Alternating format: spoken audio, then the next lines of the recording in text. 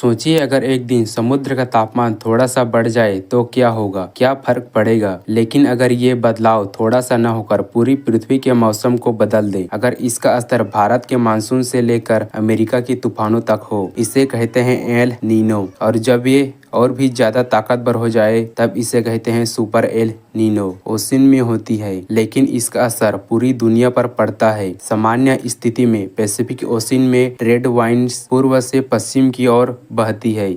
ये गर्म पानी को एशिया की तरफ धकेलती है और ठंडा पानी साउथ अमेरिका के पास ऊपर आता है। लेकिन एल नीनो के दौरान ये हवाएं कमजोर पड़ जाती है और गर्म पानी वापस फैलने लगता है। यही छोटा सा बदलाव पूरी दुनिया का मौसम बदल देता है। हर एल नीनो एक जैसा नहीं होता, कुछ कमजोर होते हैं और कुछ इतने ताकतवर कि इतिहास में दर्ज हो जाते हैं। जब समुद्र का तापमान सामान्य से 2 डिग्री सेल्सियस या उससे ज़्यादा बढ़ जाए तो उसे सुपर एल नीनो कहा जाता है। 1997-98 का सुपर एल नीनो इतिहास का सबसे खतरनाक और 2015-16 दूसरा बड़ा उदाहरण है। साउथ अमेरिका में भारी बारिश और बाढ़, जबकि ऑस्ट्रेलिया और इंडोनेशिया में सूखे की वजह से जंगलों में आग बढ़ जाती है, जिससे लाखों हेक्टेयर जंगल जल जाते हैं। Super El Nino global temperature को और बढ़ा देता है और कई बार सबसे गर्म साल रिकॉर्ड होते हैं।